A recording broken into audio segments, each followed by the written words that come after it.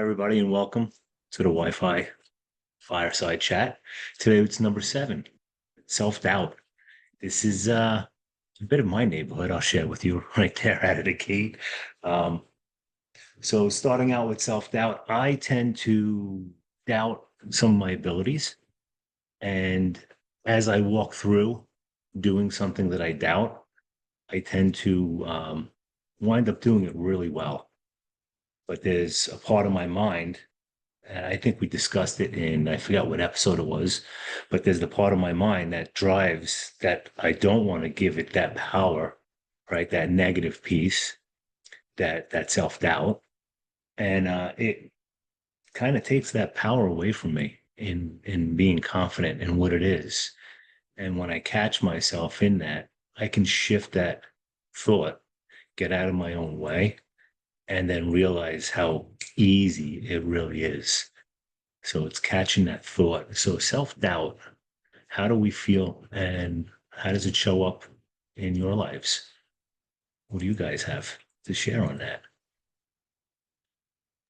Yeah, bro, I can definitely relate to that as well. I think a lot of it is because we tend to compare the external people that I compare what I'm seeing externally with you guys, with what I'm feeling internally. And I look at you guys and you all seem to have it all together and you look all confident. And so I think I'm the only one that's kind of nervous. I'm the only one that has any doubt. I'm the only one that's feeling this.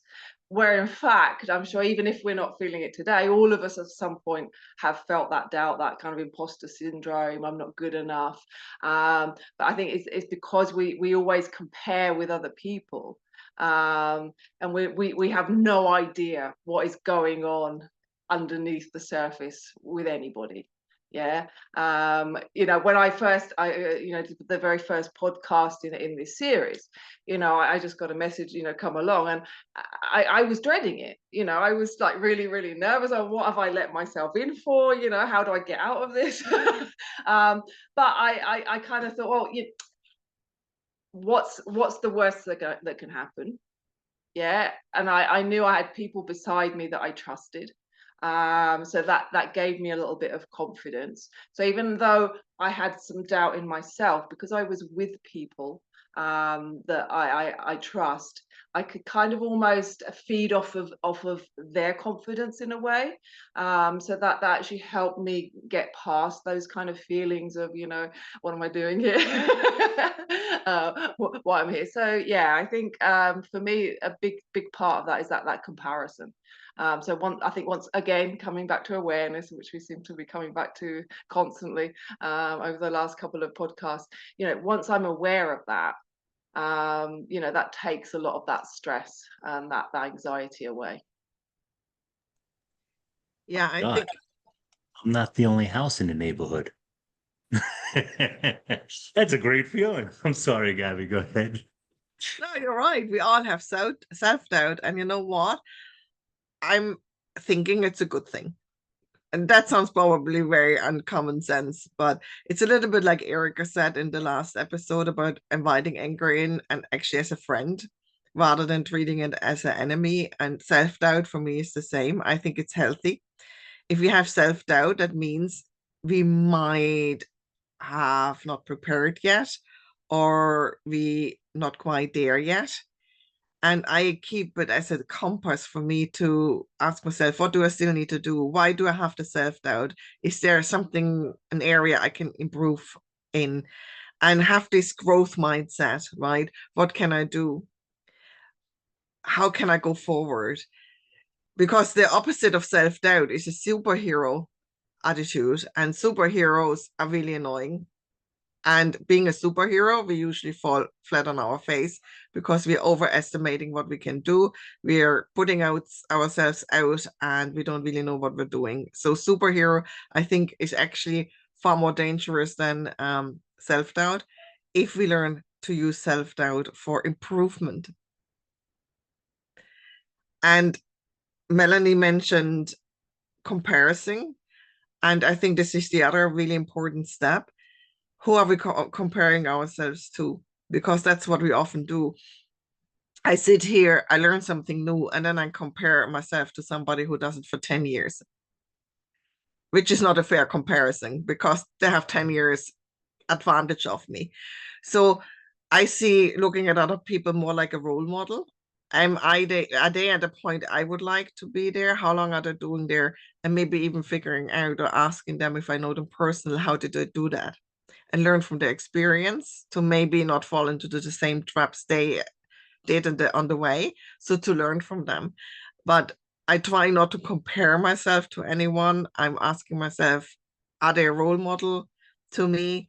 And how can I use that to help myself on the way and see it as a process and a journey? But yeah, I use self-doubt very much as a compass.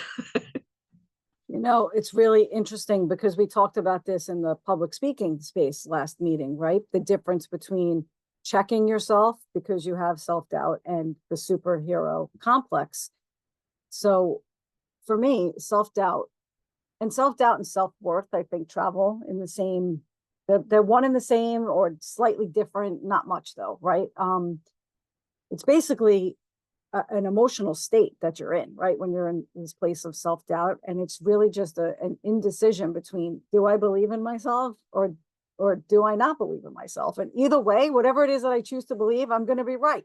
So it's a matter of making a wise choice, right? And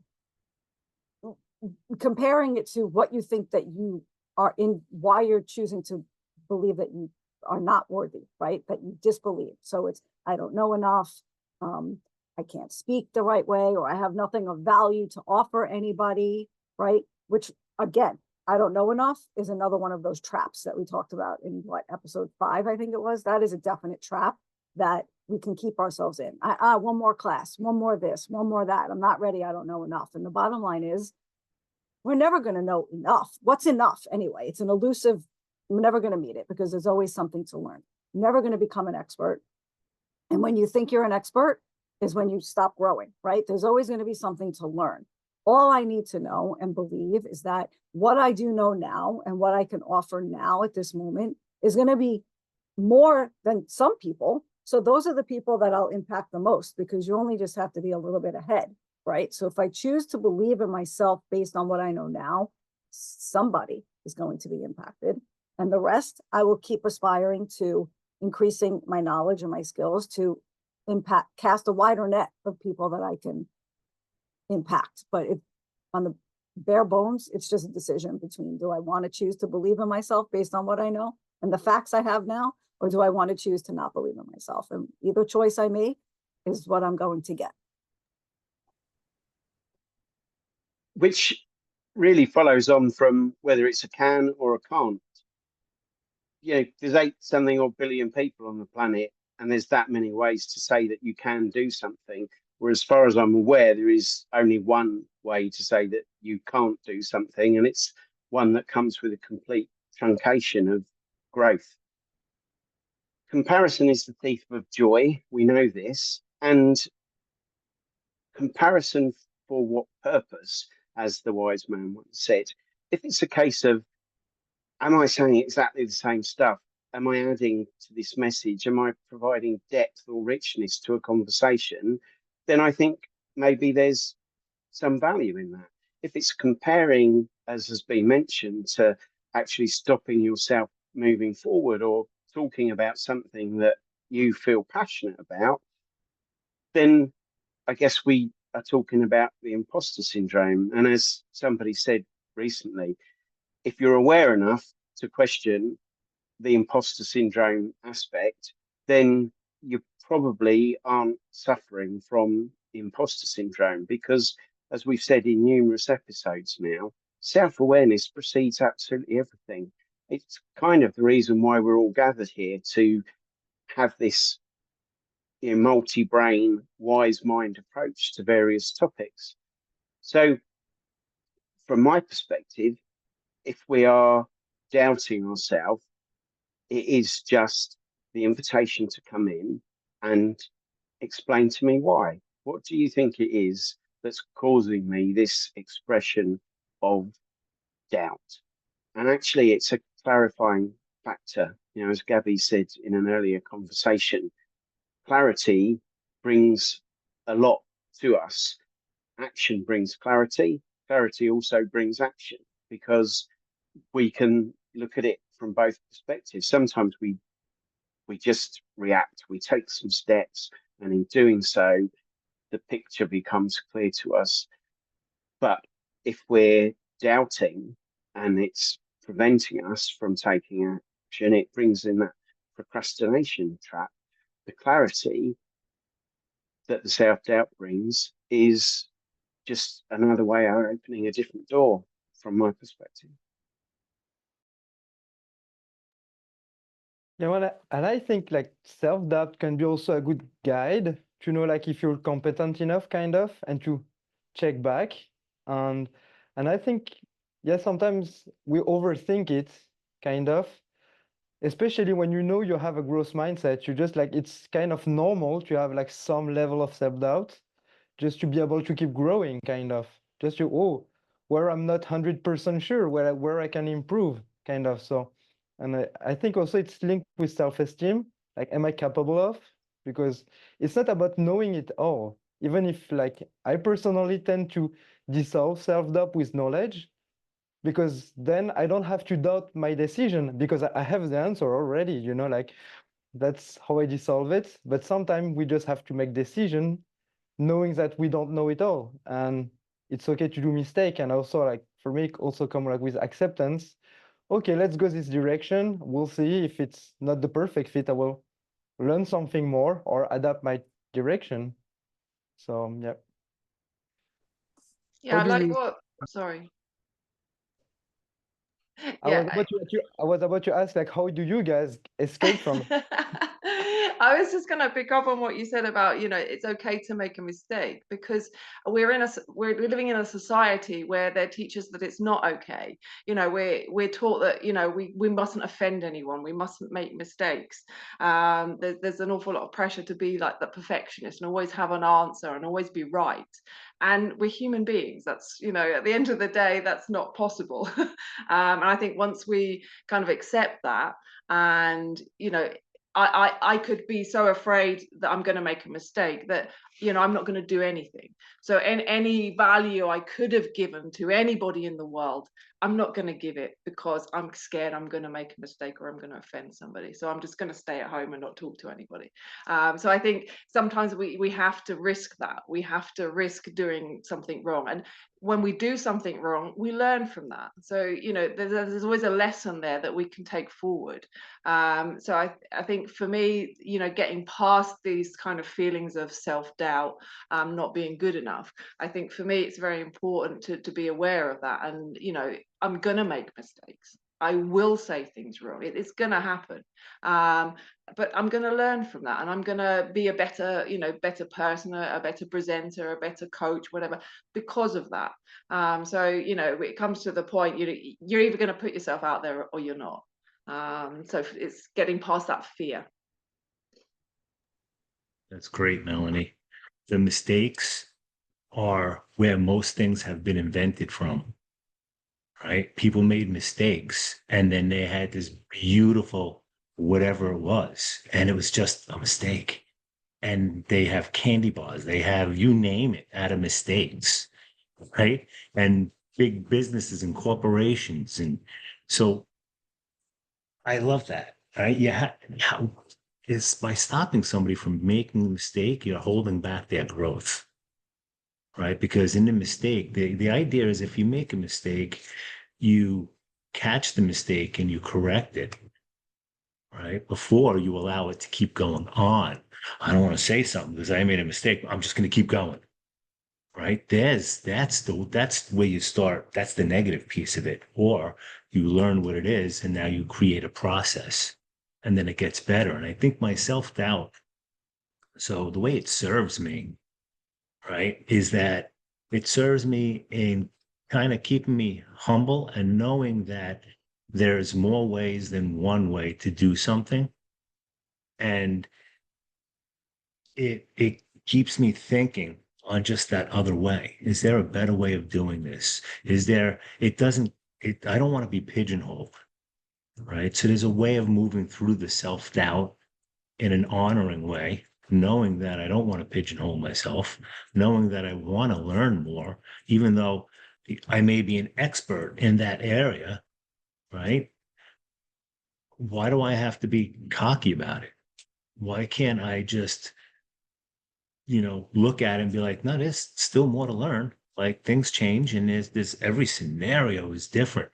So, and that self-doubt, that's where it starts to seep in. When I know that, then it starts kind of like water raining, coming down into the earth. It starts seeping in. And then if I'm not aware of it, it starts building. And then if I catch it, that's where I can start growing, right? Use it to my advantage and help it grow, whether it's a flower or anything else, right? That water is going to feed it. So it's finding the self-doubt to empower and grow whatever it is I'm looking to achieve here, right? So I think I give it a little too much space. I think that's where it goes bad for me. I just give it too much space. And instead of giving it all that space, it's supposed to be feeding the other parts of me.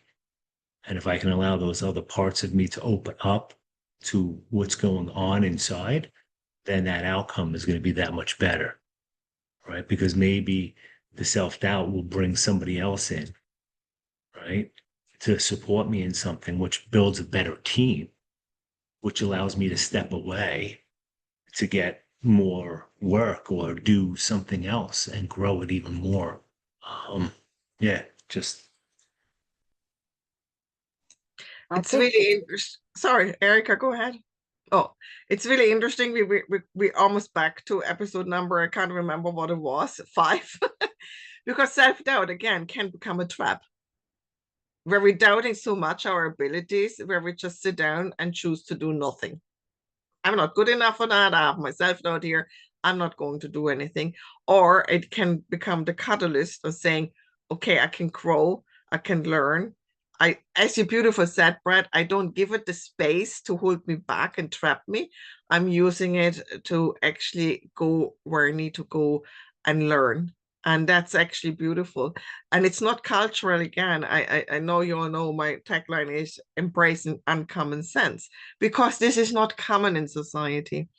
Our brain naturally focuses more on the negative because we have to survive out there. So our brain is looking for mistakes, is looking for this stuff, which could potentially mean we're not surviving. But nowadays, it's really unhelpful. Becomes it creeps in things where there's no threat to our lives, and we're just holding ourselves back in our lives as we are. And that's what's happening. And society, the whole society, our whole school system, you're back to the youth, is based on don't make mistakes. It becomes such a bad thing. You can do a test, an exam, you get 85% right. The only thing you see is the red pen, the 15% you didn't get right. And then they wonder why people become perfectionists, because you're given out all the time. This wasn't perfect. There was a wee mistake. That wasn't right. Doesn't matter you got 85% correct, right? It's about probably sitting back and saying, hold on, yeah, I have to learn. That's fine. But every so often reminding ourselves what I'm actually doing good. Concentrating on that 85% I'm actually doing really, really good. One of our friends raised a challenge. People were feeling anxious about creating video content, doing podcasts and things like this. And Ifan then challenged a group of us to record videos, which we've been doing. Some people have gone way beyond 30 days. That was the original challenge. And I just wanted to share that Ifan today has received some news that in total, her videos have received more than 100,000 views. And by going into her video production for content, she's gone from somewhere in the region of about 70 followers. She's now just gone over 1,000 followers. And Ifan had to face her own self-doubts, her own challenges about imposter syndrome, and actually gifted us with that phrase that action brings clarity. So I just wanted to share that with the listeners and with the group, because when we do take action and we are prepared to experience setbacks and mistakes, but we're also prepared to learn and grow through them, we can reach vast numbers of people with messages that it's important for them to hear, like the story about self-awareness, like the story about using anger as an energy to create change in the areas that you want to see it, and all of these other subjects that we've been speaking on. So,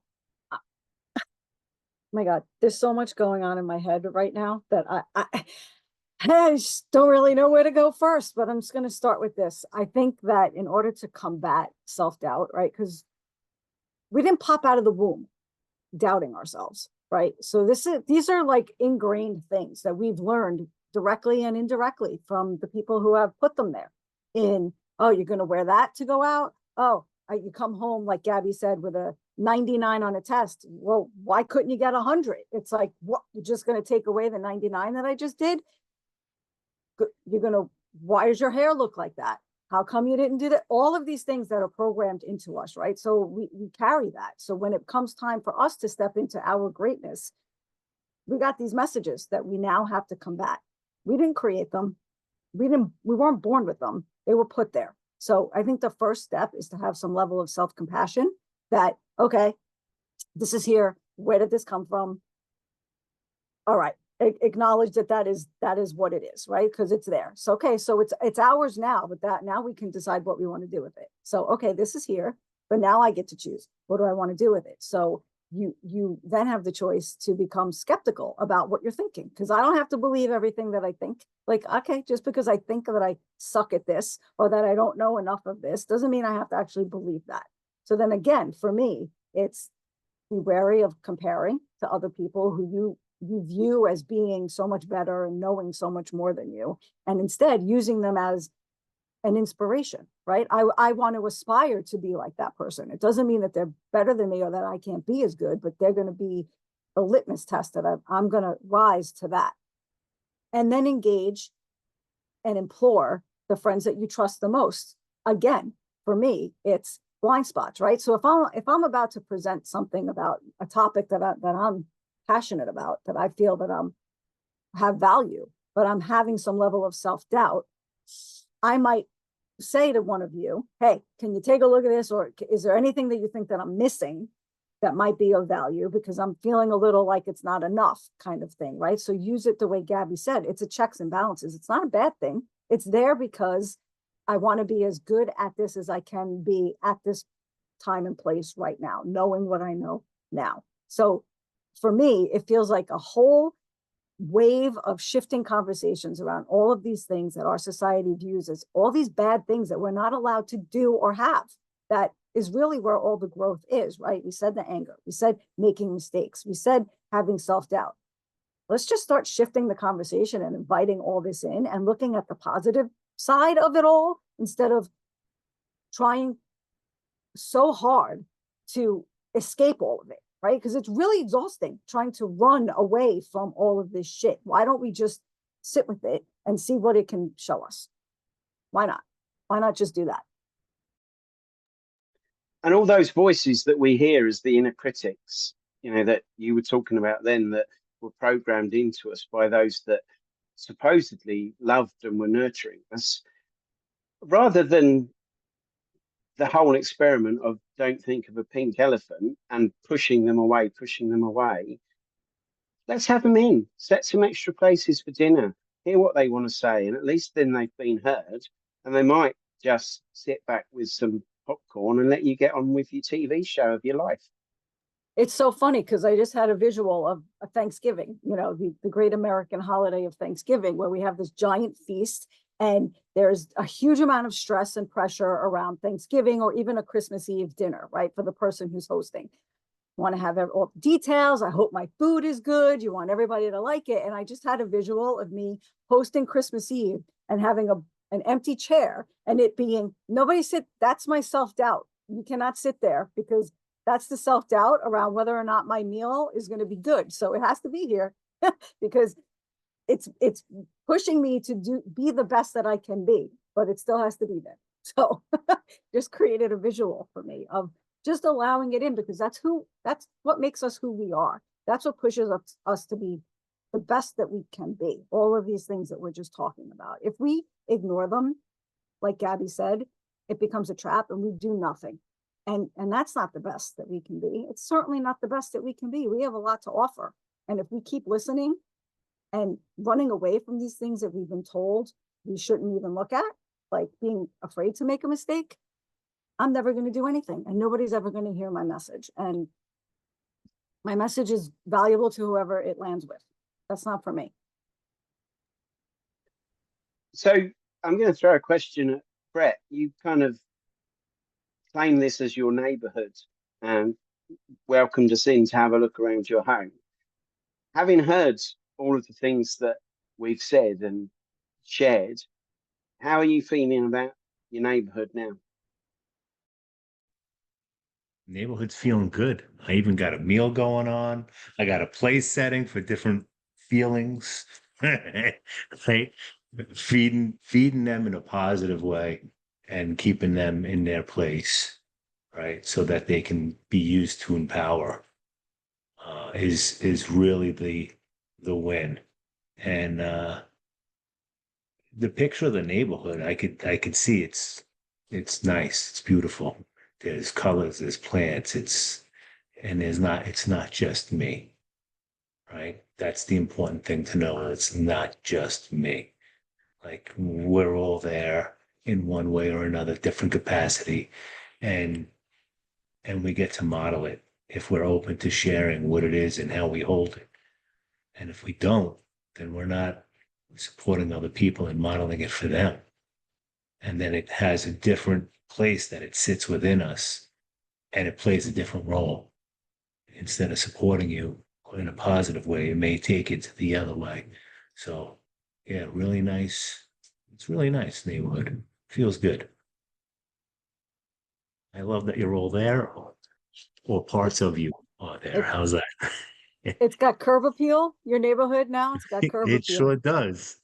It's actually becoming a neighborhood. Could I just pick up on something that Erika said before, which was about support? Because I think once we get this awareness and we start to embrace all these different parts of ourselves, and we start to see that they actually have a positive intent, they're trying to protect us from something, whether that's like making a fool of ourselves on a podcast or whatever it is, that they're protecting us from something.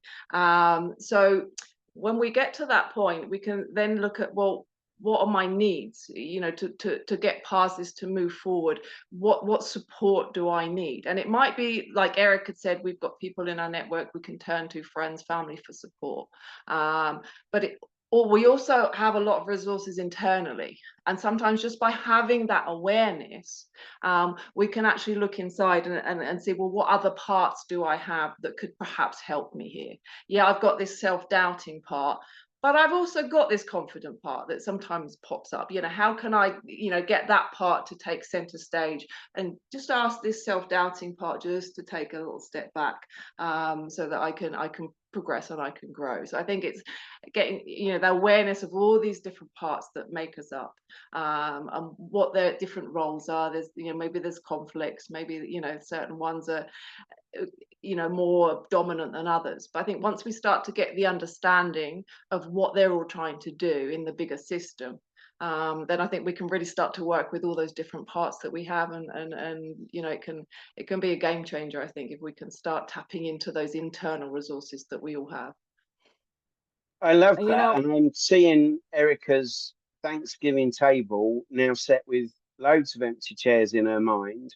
And, self-doubt is asking confidence to pass the yams. Someone's carving the turkey and putting a slice on guilt and shame's plate. And they're all sitting around tucking into this meal and saying, do you know what? Your gravy was actually really nice. I energetically, it alleviates stress when you allow self-doubt to exist, right? Otherwise, Thanksgiving or Christmas Eve dinner becomes a chaotic mess of stress and anxiety of my own that I'm dripping all over everybody else that doesn't need to be there if my self-doubt is just allowed to hang out and, eat some turkey while I'm preparing. Like, it's just like, yeah, you can just be here. It's cool. I don't have to stress this. It's fine. It's fine. It's all good. Everything's good. Wonder what parts are sitting under the table. Well, another podcast, another place, another time. We should pull another up. Yeah, we should podcast. pull up another chair for all those other ones. You don't have to hang out. Come on up. If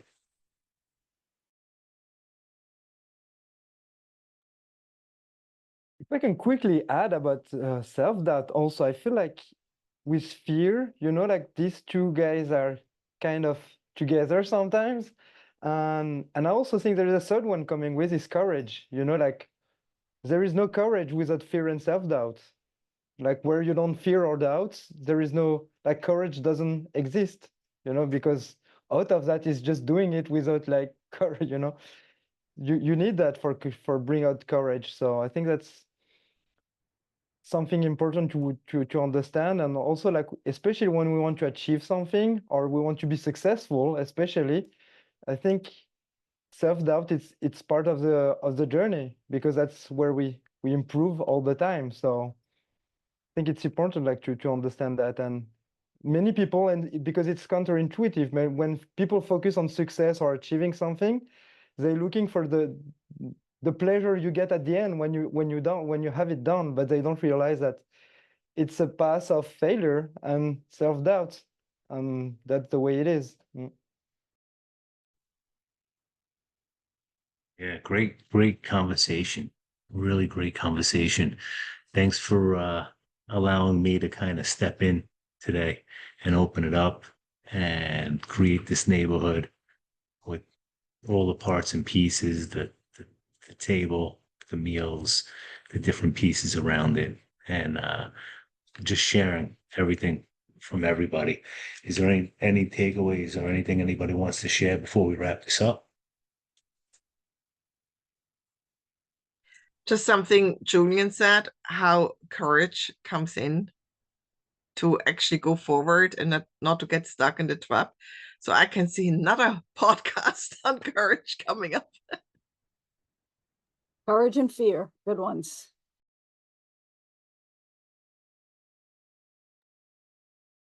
Okay, thanks everybody. All of the contact details for the conversationalists will be on the channel, and we will be back to talk about something which may be fear and courage. It may be what's underneath our Thanksgiving table in another episode. So cheerio for now.